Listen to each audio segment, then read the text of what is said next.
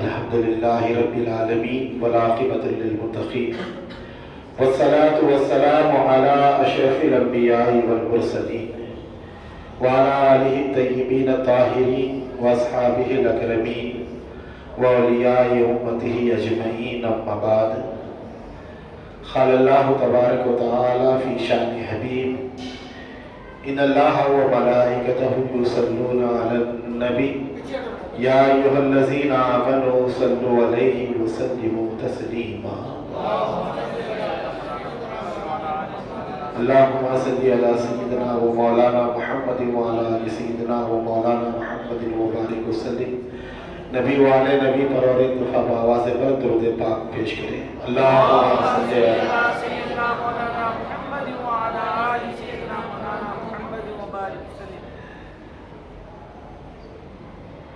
طبیعت میری ناساز ہے لیکن جو ہے اثر مجمع پہ زیادہ دکھ رہا ہے، اور ایک دفعہ بآواز بلند درود پاک پڑھیں۔ اللہم صلی علی سیدنا مولانا محمد وعلی آل سیدنا مولانا محمد وبارک وسلم۔ ہر تعریف، عظمت و بڑائی، بزرگی و کبریائی صرف اور صرف اللہ رب العزت کے لیے ہے، جو تمام جہانوں کی پرورش کرنے والا ہے۔ میں اللہ تعالیٰ کا حمد کثیر اور اس کا شکر جمیل بجا لاتا ہوں، اور اس بات کی گواہی دیتا ہوں کہ اللہ کے سوا کوئی لائق عبادت نہیں، وہ ایک ہے، اس کا کوئی ساتھی و شریک نہیں، اور اس بات کی گواہی دیتا ہوں کہ ہمارے اور آپ کے آقا و مولا، دونوں جہاں کے مالک و مختار، گلشن ہستی کی اولی فصل بہار، آقا انعامدار، حماسیوں کے کفیل صاحب جبرائیل، ساقی کوثر و سلسبیل، فخر آدم و بنی آدم، نور مجسم، سرور عالم، شفیع المذنبین، رحمت للعالمین، حضرت سیدنا و مولانا ابو القاسم محمد مصطفیٰ احمد مجتبیٰ محمود مرتضیٰ صلی اللہ علیہ وسلم، اللہ تعالیٰ کے آخری رسول، اس کے برگزیدہ بندے اور تمام عالمین کے سردار ہیں۔ اللہ تعالیٰ حضور پر، حضور کی آل اولاد، صحابہ اکرام، اہل بیت اور اولیاء امت پر صبح قیامت بکثرت درود و سلام بیچتا رہے، رحمتیں برکتیں نازل فرماتا رہے۔ آئیے عقیدت و محبت کے ساتھ اپنے آقا و مولا سرور عالم، فخر آدم و بنی آدم صلی اللہ علیہ وسلم کی بارگاہ بے کس پناہ میں اظہار غلامی کا ثبوت دیتے ہوئے ایک دفعہ بآواز بلند درود پاک کا نذرانہ پیش کریں۔ پڑھیے درود پاک۔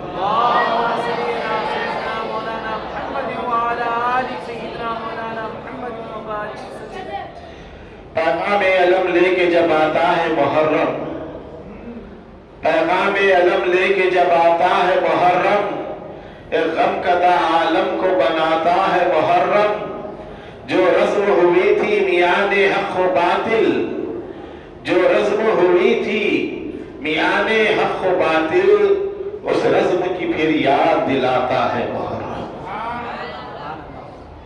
اور کہا زندہ اسلام کو کیا تو نے، زندہ اسلام کو کیا تو نے، حق و باطل دکھا دیا تو نے، جی کے مرنا تو سب کو آتا ہے، مر کے جینا سکھا دیا تو نے۔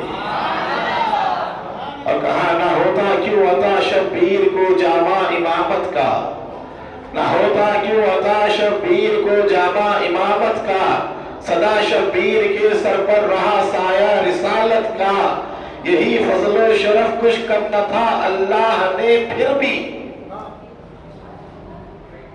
نواسہ نبی ہونا، یہی سب سے بڑی عظمت کی بات ہے۔ علی کا بیٹا ہونا، فاطمہ کا نور نظر ہونا، یہ خود سب سے بڑی بات ہے۔ یہ ہونے کے باوجود بھی یہی فضل و شرف کچھ کم نہ تھا، اللہ نے پھر بھی حیات جامدہ بخشی، دیا رتبہ شہادت کا۔ یہ تو سب عظمت والی ہی باتیں ہیں، اس کے باوجود بھی اللہ تعالیٰ نے آپ کو شہادت کا جام عطا فرمائے۔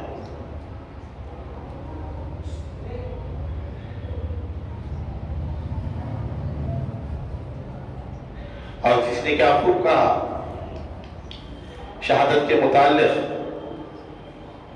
تحریر کی ازل سے نہ تھے بے خبر حسین، تحریر کی ازل سے نہ تھے بے خبر حسین، دیتے نہ حق کے واسطے کیوں اپنا سر حسین۔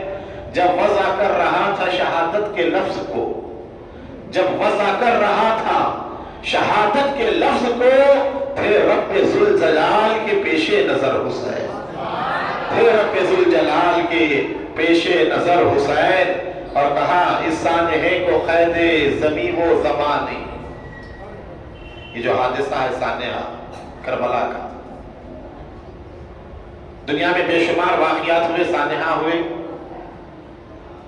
بے شمار جنگیں ہوئی، لوگوں نے سب کو بھلا دیا۔ 60 سال 70 سال 80 سال کسی واقعے کو بھلانے کے لیے بہت وقت ہے۔ پولیس ایکشن ہوا، آج نوجوان کسی کو معلوم بھی نہیں کہ پولیس ایکشن کیا تھا۔ 70 80 سال ہوئے، لوگوں نے بھلا دیا۔ ہمارے والد ہماری والدہ بولتے تو آنکھوں میں آنسو آتے تھے، ایسا ہوا ایسا ہوا ایسا ہوا۔ آج نوجوان کسی کو معلوم بھی نہیں۔ کیوں؟ جیسے جیسے وقت گزرتا جاتا ہے آدمی ان واقعات کو بھلا دیتا ہے، یا وہ واقعات کتابوں میں رہ جاتے ہیں، تاریخ میں رہ جاتے ہیں، پھر کبھی کوئی ریسرچ کرنے والا نکالتا ہے، کھولتا ہے تو لوگوں کے سامنے آتے ہیں کہ فلاں وقت ایسا ہوا تھا، فلاں وقت ایسا ہوا تھا۔ سقوط بغداد لوگوں کو معلوم بھی نہیں، مسلمانوں کو کتنی تباہی بربادی ہوئی تھی بغداد کی۔ دجلہ اور فرات خون بن گئے تھے، اتنی خون ریزی ہوئی۔ چنگیز خان ہلاکو خان اس کی فوج نے کشتوں کی پشتے لگا دیے تھے، لاشوں کے انبار لگا دیے تھے۔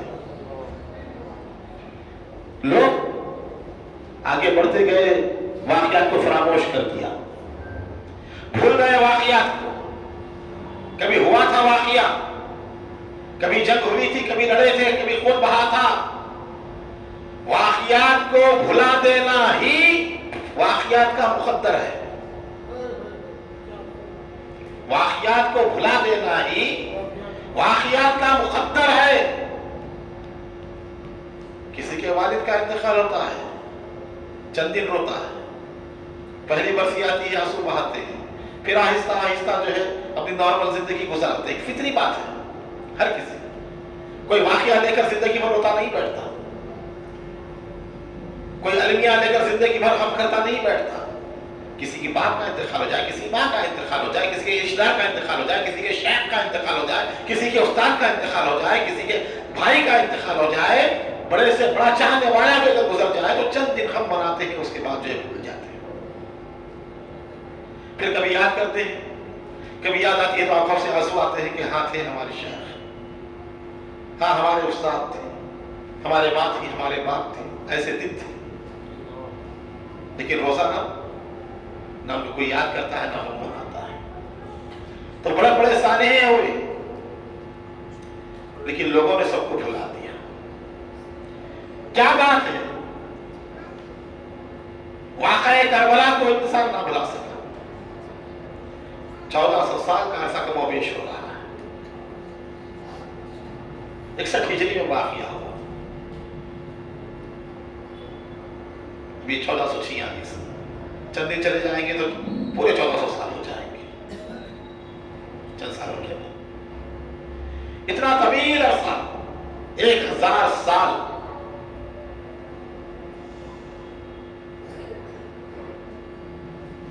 پھر بھی آج عالم یہ ہوتا ہے جب محرم کا چاند نظر آتا ہے، پوری دنیا میں اہل بیت کے چاہنے والے حسین کی اہل بیت کی یاد منانے کے لیے جمع ہوتے ہیں۔ ایسے معلوم پڑتا ہے چند روز پہلے کا واقعہ ہے، چند دن پہلے واقعہ ہوا، حسین کی شہادت ہوئی، اس کا غم آج بھی تازہ ہے۔ کربلا کی زمین پر بہنے والا خون آج بھی تر و تازہ ہے۔ اس کے غم کو لے کر بیٹھ جاتے ہیں، اس کی یاد منانے کے لیے بیٹھ جاتے ہیں۔ کیوں؟ واقعہ کیا ہے؟ دنیا میں جتنی جنگیں ہوئی، جتنی لڑائیاں ہوئی، لوگوں نے اپنے اپنے مقصد کے لیے لڑا. جب تک ان کا مقصد رہا اس کو یاد رکھا لوگوں نے. جب مقصد ختم ہو گیا لوگوں نے بھلا دیا. کربلا کی جو جنگ ہوئی ہے وہ جنگ اسلام کی خاطر ہوئی. امام علی مقام کا مقصد اسلام کو بچانا تھا. آج لوگ کہتے ہیں 2 شہزادوں کی جنگ تھی، حکومت کے لیے گئے تھے، سلطنت چاہتے تھے، یزید سے لڑے، حکومت مل جاتی. حکومت اگر چاہیے تھی تو امام حسین کو کربلا میں جانے کی ضرورت نہ تھی. حکومت اگر چاہیے تو امام حسین کو علی اصغر کو کٹانے کی ضرورت نہ تھی. علی اکبر کی قربانی پیش کرنے کی ضرورت نہ تھی. حکومت اگر چاہنا تھا تو اپنے خاندان کے لوگوں کو پریشان کرنے کی ضرورت نہ تھی. مکے میں رہ کر اعلان خلافت کرتے تھے تو لوگ آپ کے ہاتھ پر بیعت کر لیتے. مدینے میں رہ کر آپ اعلان خلافت کرتے تو لوگ آپ کے ہاتھ پر بیعت کرتے. کون ہوتا جو آپ کے ہاتھ پر بیعت نہ کرتا؟ تو امام کا مقصد نہ حکومت تھا، نہ سلطنت تھی، نہ مال و دولت. اگر امام کو مال و دولت چاہیے تھا کربلا میں جا کر بھوکے پیاسے رہنے کی ضرورت نہ تھی. امام یزید کے ہاتھ پہ ہاتھ دے ڈالتے، آپ کا گھر سونے چاندی سے بھر دیتا. یہی مطالبہ تھا نا. حسین بیعت کر لو، حسین بیعت کر لو، جو چاہے ہوگا، آپ بیعت کر لو. تو مال و دولت کے انبار لگ جاتے. تو معلوم کیا ہوا کہ امام نہ حکومت کے لیے گئے، نہ مال و دولت کے لیے گئے، نہ پیسے روپے کے لیے گئے. امام اپنے لالا جان کے دین کو بچانے کی خاطر گئے. جب یزید جیسا فاسق و فاجر شخص تخت حکومت پر بیٹھا، شریعت کے اصولوں کو پامال کیا. قرآن کو بدلنا آسان نہیں، ناممکن ہے. وہ قرآن کو بدل نہیں سکتا، حدیث کو بدل نہیں سکتا، لیکن جو جزیات تھے اسلام کے ان کے اندر تبدیلی لائی جا رہی تھی، ان کو بدلا جا رہا تھا. اسی خاطر امام علی مقام اس کی بیعت کرنے کے لیے تیار نہیں تھے. آپ اپنے موقف کے اوپر ثابت قدم رہے، یہاں تک کہ اپنے گھر بار والوں کی جان دی، اپنی جان دی، اپنے آپ کو قربان کر دیا. لیکن یزید کی بیعت آپ نے نہیں کی. تو آپ کا مقصد تھا اسلام بچ جائے. اب جب تک اسلام رہے گا حسین کی یاد رہے گی.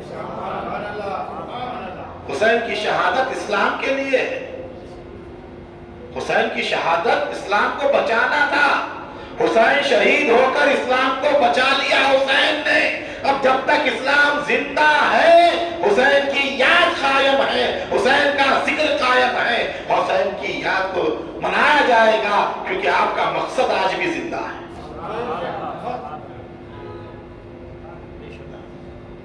لوگ کہتے ہیں نا کربلا کی کہانی 2 ہی لفظوں میں، یزید تھا، حسین ہے نا. یزید تاریخ کا حصہ ہے. یزید تاریخ کا حصہ ہے. حسین ایمان کا حصہ ہے. حسین ایمان کا حصہ ہے.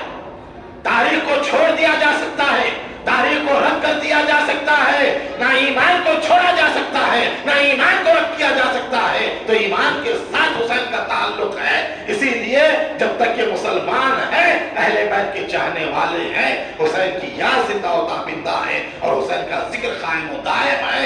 یہ جو ہمارا بیٹھنا، یہاں جمع ہونا، اس بات کی علامت ہے کہ حسین تیرا مقصد حیات زندہ ہے. اس سانحے کو قید زمین و زمانے، یہ جو واقعہ ہوا ہے، اس سانحے کو قید زمین و زمان ہی ایک درس دائمی ہے. شہادت حسین کی آدھا مٹا سکے نہ زمانہ مٹا سکا ہے، آج بھی دلوں پہ حکومت حسین ہے. آج بھی دلوں پہ حکومت حسین کی، وہ حسین ابن علی. صبر اور ہے، تسلیم و رضا اور ہی پہ مرنے کا مزہ اور ہی کچھ ہے، یوں تو ہے بہت دیر میں ایثار کے بندے، ایثار امام الشہداء اور ہی کچھ ہے۔ ماہ محرم الحرام کا آغاز روایتوں میں آتا ہے، مدینہ منورہ والے ماہ محرم کا چاند نہیں دیکھتے تھے، رسول کے شہر والے محرم کے چاند کو نہیں دیکھا کرتے تھے کہ امام جعفر صادق علیہ السلام کے گھر سے رونے کی آوازیں بلند ہوتی تو سمجھ جاتے کہ محرم کا آغاز ہو چکا ہے، محرم کا آغاز ہو چکا ہے۔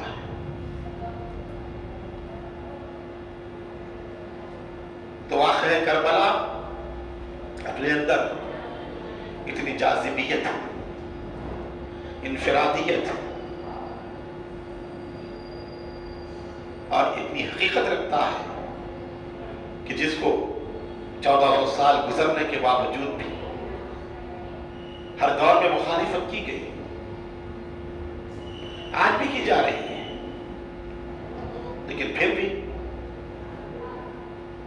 اس ذکر کو ختم نہیں کیا جا سکا، اس ذکر کو مٹایا نہیں جا سکا۔ اہل البیت کیونکہ ماہ محرم الحرام کی مجالس میں اہل البیت کا تذکرہ لازم اور ضروری ہے۔ پہلے آپ یہ سمجھیں، صرف حسین نہیں، یہ خاندان کتنی عظمت والا ہے، اس خاندان کا مقام و مرتبہ کیا ہے، اس خاندان کی شان کیا ہے۔ 1,80,000 انبیاء دنیا میں تشریف لائے،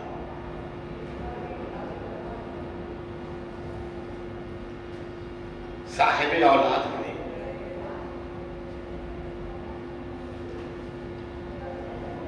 بچیاں بھی ہوئی، بچے بھی ہوئے، خاندان بھی رہے، آخر میں نبی مکرم صلی اللہ علیہ وسلم کو اللہ نے دنیا میں بھیجا۔ رسول اللہ دنیا میں تشریف لائے، اس شان کے ساتھ اللہ نے بھیجا، حسن یوسف دم عیسیٰ ید بیضا داری، اونچے خوبا ہما دارن تو تنہا داری۔ یوسف کا حسن، حسن یوسف، دم عیسیٰ، عیسیٰ کی پھونک مارنا، زندہ کرنا مردوں، ید بیضا داری، ید بیضا موسیٰ علیہ السلام ہاتھ ڈال کر نکالتے، روشن ہو جاتا آفتاب کی طرح۔ حسن یوسف، دم عیسیٰ، یہ دے بیضا داری، اونچے خوباں ہمادار، وہ جتنے تھے، جن جن کو جتنی چیزیں ملی ہیں، اونچے خوباں ہمادار، لیکن تو تنہا داری۔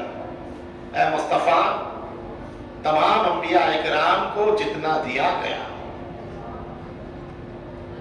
اتنا آپ کو نہیں، اس سے 1000 درجے زیادہ دیا گیا۔ جتنا دیا گیا ان لوگوں کو، اس سے 1000 درجے آپ کو زیادہ دیا گیا۔ آپ تو آپ ہیں، آپ سے اگر کسی معمولی چیز کی نسبت بھی ہو جائے وہ بھی عظمت والی ہو جائے۔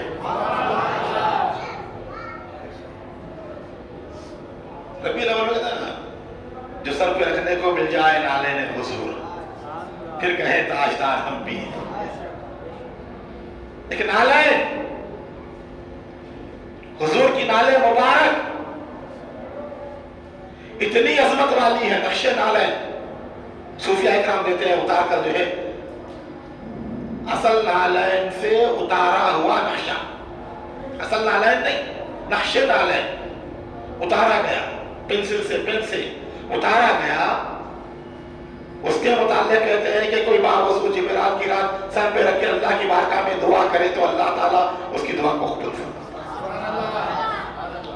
نقش نالین کی اتنی عظمت، نالین نہیں، نقش نالین پیپر پر کسی آدمی کا اتارا ہوا، کوئی بڑے سے بڑا بزرگ بھی ہو تو آدمی ہی ہے، کسی کا اتارا ہوا نقش نالین، لیکن حضور کی نالین کی نسبت کی وجہ سے اتنا مقام و مرتبہ بڑھ گیا کہ حضور سر پر رکھا جاتا ہے۔ اب اندازہ لگائیں، جب نال کی یہ عظمت ہے تو آل کی عظمت کا عالم کیا ہے؟ پیروں میں پہننے والی چیز کا یہ مقام ہے تو جس حسن و حسین کو کندھے پر بٹھائے ہو ان کا عالم کیا ہوگا؟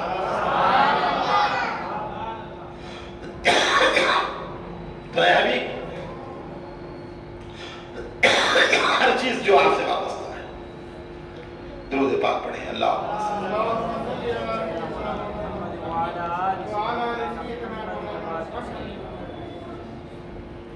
ہر چیز جو آپ سے وابستہ ہے عظمت والی، ہر نبی کا گھرانہ گھرانہ ہے محمد، تمہارا گھرانہ اہل البیت عام گھرانوں سے بڑھ کر سب سے زیادہ۔ ہر نبی جانور استعمال کی، اونٹنی استعمال کی ہے مصطفیٰ، آپ جس اونٹنی پر بیٹھے ہیں قصوہ، وہ تمام اونٹنیوں سے افضل۔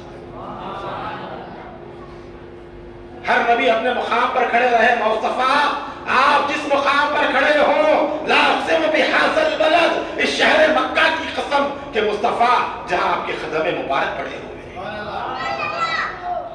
یہ مقام سب سے افضل۔ ہر نبی کی بیٹی بیٹی ہے مصطفیٰ، لیکن آپ کی صاحبزادی تمام نبیوں کی بیٹیوں سے افضل ہے۔ ہر نبی کی آل آل ہے مصطفیٰ، مگر آپ کی آل تمام نبیوں کی آل سے افضل ہے۔ تو اللہ نے وہ عظمت عطا فرما۔ حضور پاک سرور عالم صلی اللہ علیہ وسلم ماہ ذی-القعدہ 10 ہجری حج کا ارادہ فرماتے ہیں، اعلان ہوتا ہے رسول اللہ حج کے لیے تشریف لے جا رہے ہیں، پورے اطراف و اکناف میں اطلاع دے دی گئی حضور حج کے لیے تشریف لے جا رہے ہیں، حضور حج کے لیے تشریف لے جا رہے ہیں۔ جہاں تک پہنچانا تھا پہنچایا گیا، لوگ جوخ در جوخ آنے شروع ہوئے، ہر ملک سے، ہر علاقے سے، ہر گاؤں سے، ہر قبضے سے، کہ سرکار کے ساتھ حج کرنا ہے، رسول اللہ کے ساتھ حج پہ جانا ہے۔ اعلان ہو چکا 1,40,000، بعض روایتوں میں 1,44,000 صحابہ اکرام جمع ہوئے حج کے لیے۔ اس زمانے کے لحاظ سے بہت بڑی تعداد ہے۔ ہاں، اب آپ کو محسوس نہیں ہوگی اس زمانے کے لحاظ سے، اس زمانے کے لحاظ سے 1,44,000 صحابہ اکرام کا مجمع حضور حج کے لیے تشریف لے گئے۔ یوم عرفہ 9 ذی الحجہ جمعہ کا دن، وقوف عرفات کیا سرکار۔ سنن ترمذی اور دیگر کتابوں میں روایت موجود ہے۔ خطبہ ارشاد فرمایا حجۃ الوداع کا، جسے آج عالمی منصور مانا جاتا ہے۔ بنیادی چیزیں پوری انسانیت کے لیے سرکار نے ارشاد فرمایا، عورتوں کے حقوق، بچوں کے حقوق، بڑوں کے حقوق، خادموں غلاموں کے ساتھ کیا معاملہ ہو، رشتہ داروں کے ساتھ معاملہ کیا ہو، تمام خطبہ حجۃ الوداع جسے کہا جاتا ہے، وہ ایک عالمی منشور ہے، عالمی قانون حضور نے پوری امت کو عطا فرمایا منظم طریقے سے۔ پھر اس کے بعد فرمایا کہ اللہ گواہ ہے کہ میں نے ان کو تمام چیزیں پہنچا دی۔ اس کا صحابہ سے فرمایا کیا میں تمہیں نہیں پہنچا؟ سب نے کہا ہاں پہنچا۔ اسی خطبہ حجۃ الوداع کا ایک حصہ جسے جابر بن عبداللہ رضی اللہ عنہ بیان فرماتے ہیں، رسول پاک سرور عالم صلی اللہ علیہ وسلم عرفہ کے دن دوران حج میں نے حضور کو دیکھا، آپ اپنی اونٹنی مبارک قصوہ پر تشریف فرما ہے، سرکار قصوہ پر تشریف فرما ہے، اور آپ نے فرمایا सुनो आए लोगों, सुनो आए लोगों, कुल जमाते सहाबा से इरशाद हो रहा है, हमसे या आपसे नहीं, उस वक्त जो मौजूद थे। सुनो आए लोगों, मैं तुम्हारे दरमियान दो चीजें छोड़े जा रहा हूं, तुम अगर इसे मजबूती से पकड़े रहोगे तो कभी गुमराह ना होगे। वो चीज है किताबुल्लाह और मेरी इतरत अहले बैत। दो चीजें सरकार ने फरमाई, किताबुल्लाह, अल्लाह की किताब, और मेरी इतरत अहले बैत। अब यहां बताया जा रहा है इन दोनों चीजों को थामे रहो। किसको इरशाद फरमा रहे हैं? सहाबा इकराम की मुक़द्दस जमात को हुक्म हो रहा है, इनको थामे रहो, इनको पकड़े रहो, अहले बैत के दामन को मजबूती से थामे रहो, किताबुल्लाह को थामे रहो। तो अंदाजा लगाएं कि कितनी अहमियत इन चीजों की है मुसलमानों के लिए, किताबुल्लाह की और इतरत पैगंबर की। फिर उसके बाद हदीस सकलैन जिसे कहते हैं, मुस्लिम शरीफ की रिवायत, हज़रत ज़ैद बिन अरक़म रज़ी अल्लाह ताला वो बयान करते हैं, ये वाक़या हुआ अरफे के दिन, फिर जब हज होने के बाद वापसी हो रही थी, वापसी के दौरान गदीर खुम के मुकाम पर, गदीर कुएं को कहते हैं, आजकल तो बहुत आ रहा है, आप स्टेटस पे देख रहे हैं 18 ज़िलहज्जा को गदीर खुम, जश्न गदीर, ईद गदीर जो मनाने का जो तरीका जो चला है, तो गदीर कुएं को कहते हैं, खुम गांव का नाम, गदीर खुम यानी वो गांव में जो कुआं था, कुएं के पास सरकार ने क़याम फरमाया था, गदीर खुम, मक्का मुकर्रमा और मदीना मुनव्वरा के दरमियानी जगह गदीर खुम।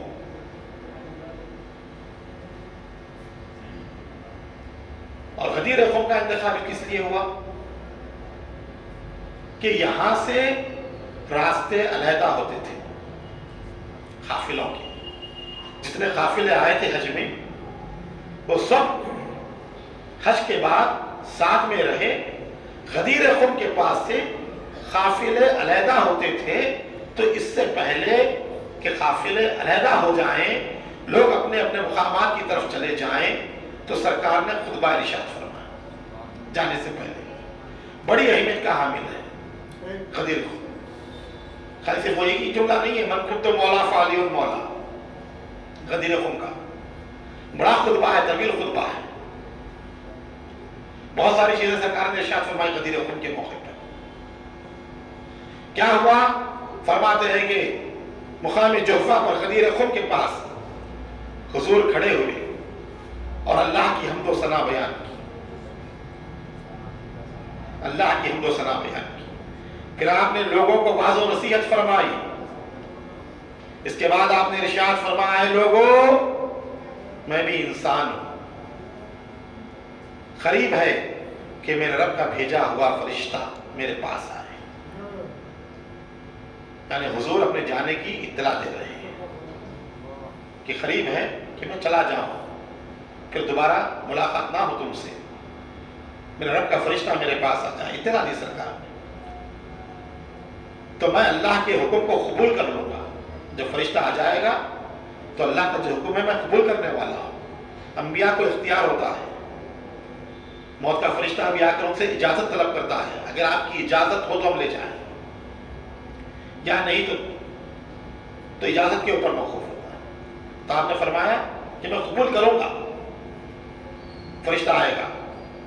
फिर उसके बाद सरकार ने फरमाया, वाला तारिकुम फीकुम सक़लैन, मैं तुम्हारे दरमियान दो भारी चीजें छोड़े जा रहा हूं, कीमती और भारी। सक़लैन क्या कहते हैं? सक़लैन, दो, गौसु सक़लैन बोलते हैं, यहाँ के भी वहां के भी। وَلَا تَارِكُمْ فِيكُمُ الثَّقْلَيْنِ، میں تمہارے درمیان دو بھاری اور وزنی چیزیں چھوڑے جا رہا ہوں۔ ایک ہوتی ہے وزنی چیز اور ایک ہوتی ہے بھاری چیز۔ ہر بھاری چیز وزنی نہیں ہوتی، ہر وزنی چیز بھاری نہیں ہوتی۔ سمجھ رہے ہیں؟ 1000 کی نوٹ بھاری ہے، وزنی نہیں ہے، کھو کے تو اڑ جاتی۔ 5 کا سکہ وزنی، بھاری، اڑتا نہیں، قیمتی نہیں ہے نا؟ یہ جو اہل بیت ہے، سرکار نے فرمایا یہ بھاری بھی ہے، وزنی بھی ہے، قیمتی ہے۔ ہاں، تم میں دو نفیس چیزیں، گراں قدر جس کی کوئی قدر نہیں، قیمتی چیزیں، گراں قدر چیزیں چھوڑے جا رہا ہوں۔ کون سی ہے وہ گراں قدر چیزیں؟ فرمایا اولہما کتاب اللہ فیہ الہدی والنور، ان میں سے پہلی چیز اللہ کی کتاب یعنی قرآن مجید، جس میں نور اور ہدایت ہے۔ کیا ہے؟ نور اور ہدایت۔ تو خدا تعالیٰ کی کتاب پر عمل کرو، اسے مضبوطی سے تھام لو، قرآن پر عمل کرو۔ راوی حدیث زید بن ارقم فرماتے ہیں حضور نے قرآن کے بارے میں لوگوں کو اٹھارا، لوگوں کو ترغیب دی قرآن کے بارے میں، قرآن کی تلاوت، قرآن کے اوپر عمل، تمام چیزیں۔ پھر اس کے بعد حضور نے ارشاد فرمایا وَأَهْلِ بَيْتِي أُذَكِّرُكُمُ اللَّهُ فِي أَهْلِ بَيْتِي أُذَكِّرُكُمُ اللَّهُ فِي أَهْلِ بَيْتِي أُذَكِّرُكُمُ اللَّهُ فِي أَهْلِ بَيْتِي۔ دوسری گراں قدر چیز جو میرے اہل بیت ہیں، کیا ہے؟ گراں قدر، قیمتی، بھاری، وزنی۔ اہل بیت ہیں، اہل بیت کے متعلق اللہ کی یاد دلاتا ہوں۔ میں تمہیں اپنے اہل بیت کے متعلق اللہ کی یاد دلاتا ہوں، میں تمہیں اپنے اہل بیت کے متعلق اللہ کی یاد دلاتا ہوں، میں تمہیں اپنے اہل بیت کے متعلق اللہ کی یاد دلاتا ہوں۔ 3 مرتبہ فرمایا، 3 مرتبہ۔ ان کے بارے میں لاپرواہی نہ کرنا، ان کے بارے میں تمہیں اللہ کی یاد دلاتا ہوں، ان کے حقوق، ان کا پاس و لحاظ، ان کی عظمت، ان کی بزرگی کو سامنے رکھنا۔ 3 مرتبہ سرکار نے تاکید فرمائی۔ وجہ کیا ہے؟ کہ سرکار جانتے تھے اہل بیت کے ساتھ بعد میں کیا ہونے والا ہے، کیسا معاملہ کیا جانے والا ہے ان کے ساتھ۔ بار بار ترغیب دے رہے ہیں، عرفہ میں بھی ترغیب دی، غدیر خم میں بھی ترغیب دے رہے ہیں۔ یہ ہوا، پھر اس کے بعد اسی غدیر خم میں اللہ تعالیٰ کے حبیب نے فرمایا اللہ میرا مولا ہے، اللہ میرا مولا ہے، میں ہر مومن کا مولا ہوں۔ حدیث کے الفاظ ہیں اللہ میرا مولا ہے اور میں ہر مومن کا مولا ہوں، اور جس کا مولا میں ہوں ہاتھ اٹھا کر فرمائیے علی اس کا مولا ہے۔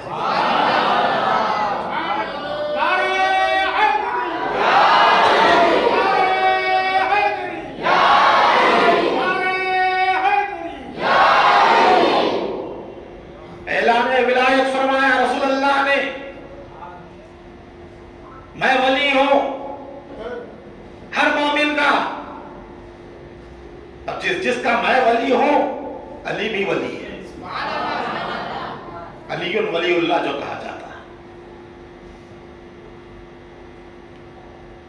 تو مولا کائنات کی ولایت کا انکار کرنا رسول پاک کی ولایت کا انکار کرنا ہے۔ مولا کائنات کی ولایت کو ماننا رسول اللہ کی ولایت کو ماننا ہے۔ اور فرمایا اللہ میں علی سے محبت کرتا ہوں، تو بھی علی سے محبت کر۔ اور آگے فرمایا جس نے علی سے محبت کی اس نے مجھ سے محبت کی، جس نے مجھ سے محبت کی اس نے اللہ سے محبت کی، اور جس نے اللہ سے محبت کی اس کا ٹھکانہ جنت ہے، اور جس نے علی سے دشمنی کی اس نے مجھ سے دشمنی کی، جس نے مجھ سے دشمنی کی اس نے اللہ سے دشمنی کی، اور جس نے اللہ سے دشمنی کی اس کا ٹھکانہ جہنم ہے۔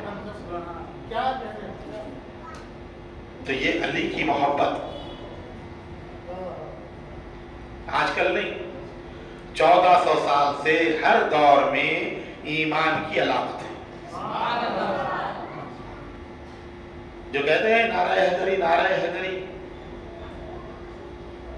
سب سے قدیم نعرہ ہے، باقی جتنے نعرے لگاتے ہیں نا ہم لوگ یہ سب بات کے ہیں، نعرہ تکبیر، نعرہ رسالت اور نعرہ حیدری، یہ تین ہی نعرے جو حضور کے دور سے، کھلی بات بتا رہا ہوں میں، کسی کو طرف نہ گزرے کوئی بات۔ باقی جتنے نعرے ہیں نا یہ مولویوں کے بنائے ہوئے، عالموں کے بنائے ہوئے، لوگوں کے بنائے ہوئے۔ علی مرتضیٰ شیر خدا کرم اللہ تعالی وجہ کریم کی ذات،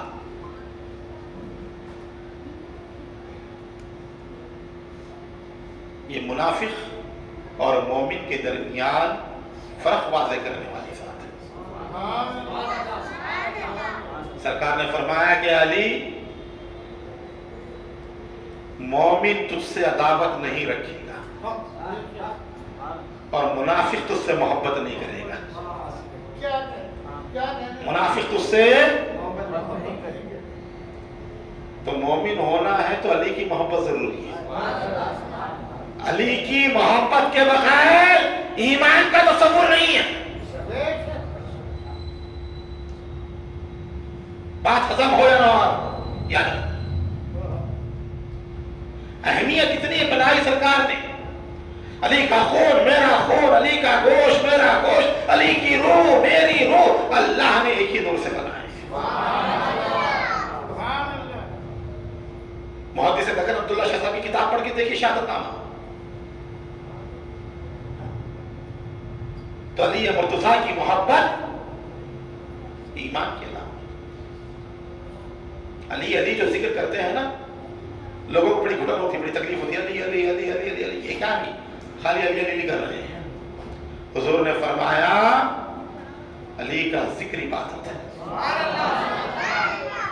1,80,000 1,40,000 جماعت صحابہ میں تنہا علی ہے، تنہا علی ہے جس کا ذکر عبادت ہے۔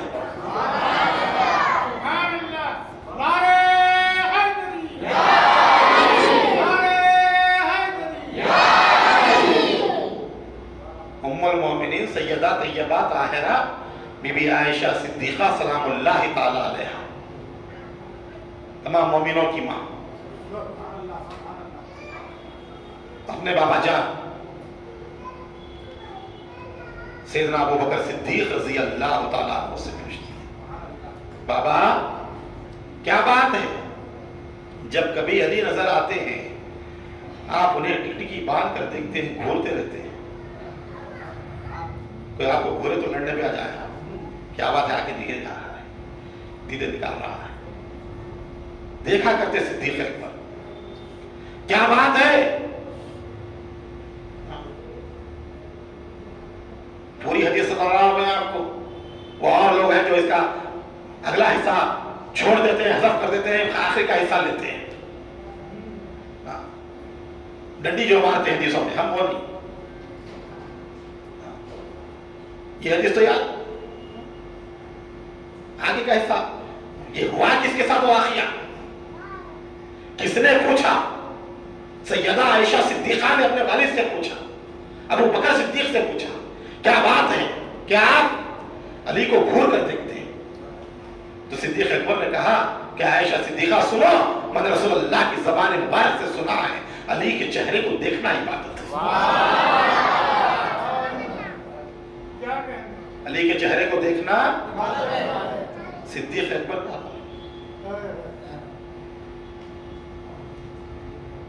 اب جو نہ دیکھے، جو علی کو نہ پائے، علی کے چہرے کو نہ دیکھے، وہ کیا کرے؟ تو فرمایا وہ بھی نا امید یا مایوس نہ ہو جو چہرے کو نہ دیکھے، وہ علی کا نام لیا کرے، علی کا ذکر کرنا بھی عبادت ہے۔ چہرہ دیکھنا بھی عبادت ہے، ذکر کرنا بھی عبادت ہے۔ علی علی جو کہتے ہیں اس لیے نہیں کہتے کہ داماد پیغمبر ہے، عثمان غنی بھی داماد پیغمبر ہے، ابوالعاص بھی داماد پیغمبر ہے، چچا بھائی عبداللہ ابن عباس بھی چچا بھائی ہیں، حضرت عقیل بھی چچا بھائی ہیں، حضرت جعفر بھی چچا بھائی ہیں، خلیفہ راشد جانشین ابو بکر عمر عثمان بھی خلفاء ہیں۔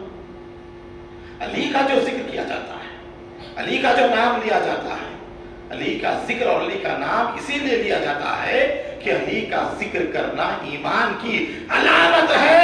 علی علی علی کہہ کر ہم اپنے مومن ہونے کی گواہی دیتے ہیں۔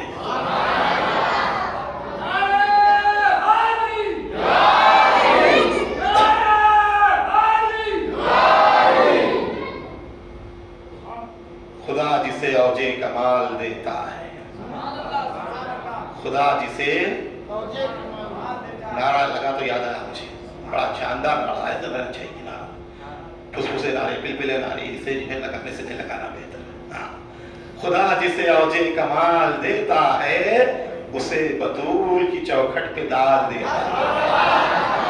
فرق نہ ہو کسی کو تو یا علی کہو، فرق نہ ہو کسی کو تو یا علی کہو، یہ وہ نام ہے جو شجرے کھنگال دیتا ہے، یہ وہ نام ہے جو شجرے کھنگال دیتا ہے۔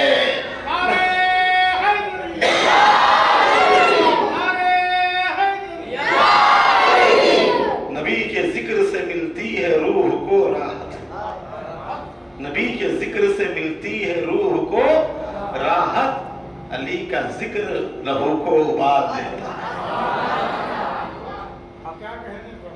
ہر کسی کو نہیں ملتی علی کی محبت، بڑی قیمتی چیز ہے، یاد رکھیں آپ، بڑی قیمتی چیز ہے۔ امام حسن مجتبی علیہ السلام کے پاس ایک شخص آیا، آ کر کہا حضرت بڑا غریب ہوں، بڑا مفلس ہوں، بڑا پریشان ہوں، وہ تمام چیزیں جسے سناتے ہیں لوگ دنیا والے، وہ سب سنانا شروع کیا۔ آپ نے کہا تیرے پاس تو بڑی دولت ہے۔ کہا کیا؟ کہا تو میرے بابا علی سے محبت کرتا ہے؟ کہا 80,000 درہم دیتا ہوں، یہ محبت مجھے دے دے۔ 80,000 درہم دیتا ہوں، یہ محبت مجھے دے دے، چھوڑ دے محبت ان کی۔ اس نے کہا حضرت یہ تو نہیں ہو سکتا۔ کہا پھر اتنی بڑی قیمتی چیز تیرے پاس ہے، علی کی محبت، یہ سب تو نہیں ملتی۔ علی کی محبت کے لیے 2 چیزیں ضروری ہیں۔ کتنی چیزیں؟ اچھی طریقے سے یاد رکھیے، مختصر مفید بات ہے۔ ایک جملہ، علی کی محبت کے لیے 2 چیزیں ہونا، باپ کا ایک ہونا، ماں کا نیک ہونا۔ کیا ہونا؟